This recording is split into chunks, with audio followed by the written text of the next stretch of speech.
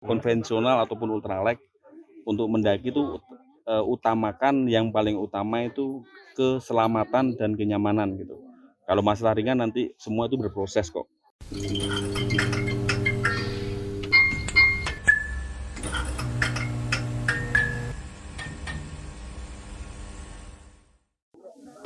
Halo, balik lagi di podcast camping. Ya kali gak kuy. Jadi kalau podcast camping ya kali gak kuy. Itu slogannya Mbak. Oh ya kali ya. Ya kali gak kuy. Nah sekarang nih gue lagi bareng sama Mbah Samin. Bener Mbah? Iya. Nama asli siapa? Samin ya. Samin. Nama asli sih Ari. Tapi teman-teman komunitas manggil saya Mbah Samin. Kebetulan saya ketua dari Big Family Indonesia. Big Family Indonesia sendiri itu komunitas pemakai brand dari Big Adventure. Kita jadi satu, berkumpul jadi satu, bersaudara. Nah kebetulan kita sudah ada di regional-regional tiap provinsi. Dan kebetulan lagi saya owner dari Surabaya Adventure Store. Nah, jadi Mbah Samin ini sebagai ketua Big Family Indonesia. Nah, Big Family ini apa sih Mbah? Big Family itu kita pengguna dari brand Big Adventure. Jadi kita berkumpul jadi satu keluarga. Satu keluarga. Jadi pemakai brand Big Adventure itu jadi satu, kita berkumpul jadi satu, jadi keluarga. Dan kita terbentuk di setiap provinsi. Ini kebetulan saya dari Jawa Timur. Ini ke acaranya Big Family Banten. Ini di sekarang Karasi. lagi di Pandeglang, Banten. Jadi Di landmark. Makanya kondisi tempat kita masih rame, tempat kita ngecamp ya. Camp. Keren banget tempatnya. Gokil sini kalau buat temen-temen Jawa Barat, Jawa Tengah, Jawa Timur yang mau main ke Banten bisa.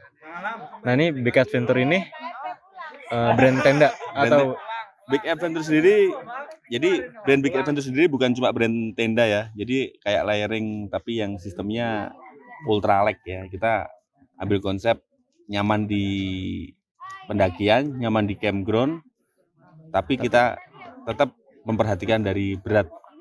Jadi ultralight ini mementingkan keringanan tapi tetap safety. Ya, aman ya. Jadi kalau ultralight itu dari Big Adventure itu ada Raung, ada Kambuno. Kalau tendanya ada Merbabu itu. Jadi dia berkonsep ultralight, tetap nyaman, tetap aman di dalam kondisi cuaca apapun. Tapi ringan barangnya Mas, ringan. Jadi enak lah ya buat dibawa ya. Nah, enak banget kalau kita bawa naik gunung, kita nggak perlu bawa barang berat, tapi kita masih tetap aman. Sekarang juga udah nggak terlalu zaman sama yang berat-berat nggak sih Mas? Ya, mungkin semua itu berproses Mas ya. Kalau ultralight itu semua berproses. Pasti sebelum dia lari ke ultralight, pasti dia akan dari konsep yang umum aja, yang umum gitu. Standarnya standar pasti carrier yang besar, kita bawanya berapa. Itu semua konvensional itu semua pasti akan berproses ke sana. Saya sendiri juga kalau dibilang ultralight juga masih belum, tapi saya tetap nyari ketika melakukan pendakian seringan mungkin. Tapi itu semua juga melalui proses yang panjang gitu. Nggak bisa langsung. Nggak bisa karena enteng gitu ya. Iya, pasti kan satu alat ultralight sendiri kan harganya juga lumayan ya Mas ya. Lumayan. Jadi semua itu berproses dan kalau sudah konsep ultralight itu otomatis kalau ada sih yang sekarang itu brand yang langsung berkonsep ultralight ada. Jadi dia mulai awal tapi takutnya kalau dia nggak pengalaman sebenarnya ultralight sendiri kan kalau dia nggak tahu apa itu ultralight ataupun apa konsep ultralight, asalkan dia nyari kejar ringannya aja, dia tidak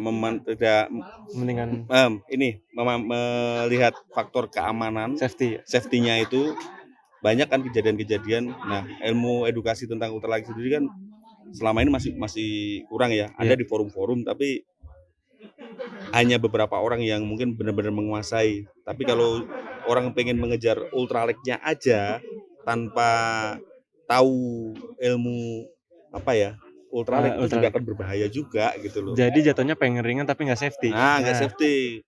Dan Mas ya, kebanyakan kayak Nah, terutama ini kita harus memberikan edukasi kepada adik-adik yang masih muda-muda itu. Hah?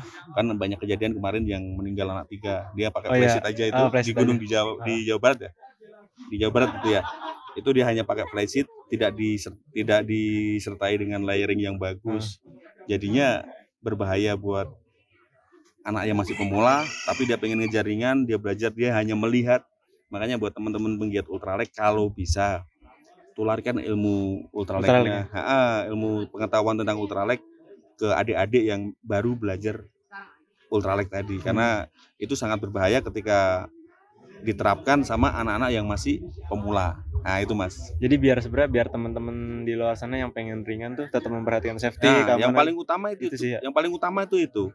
Ringan nggak apa-apa, saya juga nyarinya yang ringan, tapi ya tetap faktor safety itu paling utama. Pertama saya safety. Kalau saya nyari ringan-ringan aja nggak safety buat apa gitu. Yang penting safety dulu sih sebenarnya. Safety, yang penting safety ya. Yang penting safety, kita mendaki safety. Apa sih kita juga mendaki kan yang paling utama kan kita kembali dengan selamat ya Mas ya. Mau itu konsep konvensional, mau itu konsep ultra. Nah, ini kalau misalkan bahas produk Big Adventure kan nggak ada habis, ntar langsung sama owner aja kayaknya. Sama ownernya langsung aja. Nah, kita bahas pentingnya alat. Pentingnya alat aja, kita bahas equipment aja ya. Iya, equipment boleh.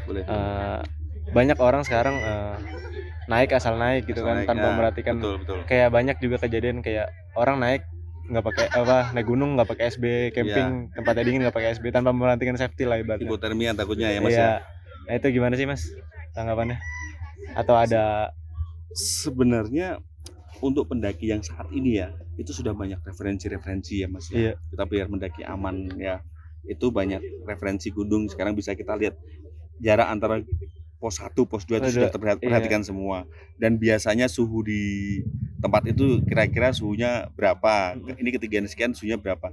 Nah dari situ kan kita bisa tahu mempersiapkan, oh ya alat yang perlu kita persiapkan itu apa. Contohnya kita mendaki di ketinggian 1600, kita pakai sleeping bag bulu angsa. Nah itu kan gerah juga. Ngap. Jadi kita kan sekarang udah banyak referensi nih. Kita kayak gunung yang contohnya di Gunung Jawa Timur di Penanggungan itu hanya 1600 itu ya. Bukannya kita menyepelekan, bukan. Cuma kalau dengan seperti itu kita siapin layering yang bener-bener double gitu. Kayak pakai sleeping bag bulu angsa, jaketnya bulu angsa semua. Nah itu kan juga, dan suhu di sana kan masih kisaran 18 sampai 24 derajat, jadi masih aman lah, masih aman untuk pakai jaket biasa, masih aman gitu. Nah kalau untuk alat, untuk equipmentnya ya ini pesan satu ya, untuk equipment itu jangan terpaku dengan harga. Misalnya harga mahal, udah pasti fungsi bagus gitu, orang mikirnya gitu kan ya. Enggak. Jadi gini, sebelum melakukan pendakian, baiknya semua alat itu dicek. Mau semahal apapun, ketika di gunung itu nggak menjamin bisa lancar. Iya. Saya sendiri pernah mengalami beberapa kali ya. Saya nggak menyebut merek brand. Contohnya kompor. Saya di Ranukumbolo dengan suhu waktu itu lagi ekstrim, kompor nggak bisa nyala. Nah itu sebenarnya fatal juga. Iya. Fatal, kita nggak bisa masak. Nunggu kompor kita bakar dulu baru dia bisa nyala. Di Lawu sendiri juga pernah kejadian seperti itu juga gitu. Kompor harga mahal saya pakai nggak bisa nyala karena kedinginan ya. Jadi alangkah baiknya sebelum kita melakukan pendakian itu kita tes dulu, seperti kompor, headlamp, itu kita cek fungsinya. Kalau memang di alam kita udah cek fungsinya masih nggak maksimal, berarti alat itu ada trouble, ada masalah. Gitu. Jadi sebenarnya banyak yang harus dipertimbangkan sebelum naik, harus dipersiapkan sebenarnya. Harus Mas, karena kalau kita mau mendaki gunung itu harus siap dengan kemungkinan terburuk. Paham maksudnya? Iya, paham. Nah, dengan kemungkinan terburuk itu gini. Kalau kita ada apa-apa, kita udah siap. Segala sesuatu dipersiapkan dulu, seperti alat karena ketika kita lagi mendaki dengan perjalanan yang panjang, kita jauh dari orang lain, kita ada insiden gitu ya. Kita mau minta tolong siapa kalau kita nggak minta tolong dari kita sendiri? Ibaratnya kayak nyasar gitu. 70% itu ketika kita mendaki itu bergantung dari diri kita sendiri. Diri kita sendiri itu kan banyak ya, mulai dari persiapan, fisik, peralatan, mental, itu dari diri kita sendiri. Jadi nyawa kita tergantung 7% itu dari diri kita sendiri.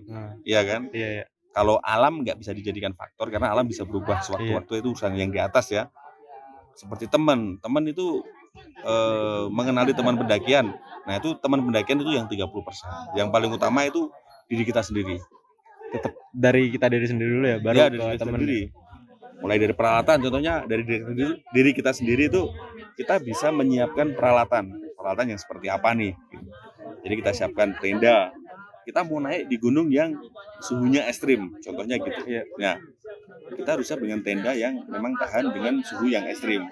Misalnya di musim hujan, kita harus siap tenda dengan kondisi yang siap dengan angin badai yang badai lah Yang ya. gak gampang roboh lah ibaratnya. Gampang roboh seperti itu. Jadi kita harus siap.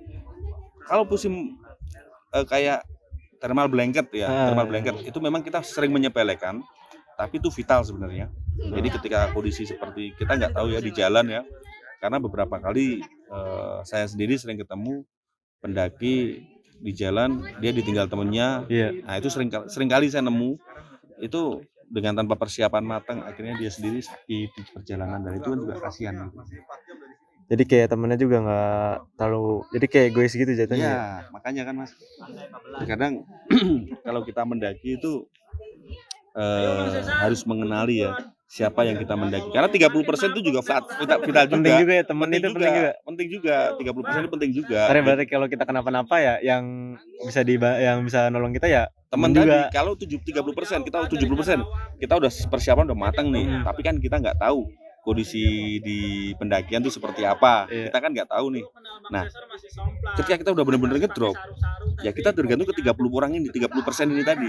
Kita sama temen yang bantu kita.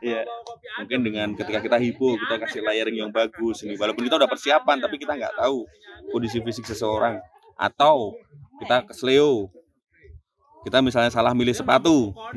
Nah, salah pilih sepatu dan kita akhirnya kesleo. Nah, kalau kita nggak ada temen yang bantu mijitin, mana kita bisa jalan gitu ya. Bingung juga ya. Iya. Jadi dalam dunia pendakian itu banyak sih yang perlu bisa kita pelajari, itu banyak banget sih Mas. Banyak sih. Banyak. Jadi kalau untuk teman-teman penggiat ultralek terutama ya, ini saya pesan buat teman-teman penggiat ultralek, tolong ilmu ultraleknya ditularin ke teman-teman pemula. Jadi benar-benar diterapin, benar-benar diperhatikan faktor safety, karena banyak juga teman-teman saya lihat ini pendaki pemula dia pengen keren, pengen ringan, pengen eksis, pengen ringan, tapi saya lihat faktor safety-nya dia nggak ada, kurang gitu loh. Kurang, jadi akhirnya merepotkan orang, kasihan gitu kan gitu. Banyak kejadian yang banyak kejadian tidak diinginkan kan. Yang kejadian yang beberapa tahun yang lalu yang meninggal di sini Gunung Jawa Barat kalau nggak salah itu 3 anak kecil yang dia pengen ngelihat orang pakai tapten kok ringan, tapi dia tidak memperhatikan layering mulai layering dari badan kita, layering tenda dan lain-lain. Nah, itu nggak diperhatikan. Nah, kayak gitu sih. Jadi buat teman-teman kalau bisa edukasinya ke inilah, ke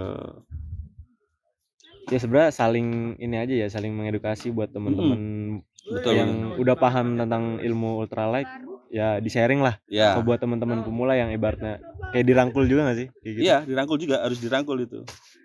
Karena ya demi kepentingan keselamatan lah. Keselamatan itu penting banget. Biar nggak merepotkan tim rescue juga lah. Iya. Itu yang saya benar-benar saya tekankan ke teman-teman Big Family itu, yaitu faktor keamanan, faktor kenyamanan gitu. Makanya jangan mengejar ini yang saya tekankan ke teman-teman saya, jangan mengejar seringan mungkin.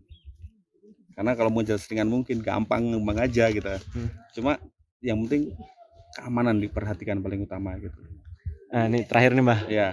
Sebelum pesan-pesan nih, kenapa nih Mbah Sam ini kan buka Surabaya Adventure Store.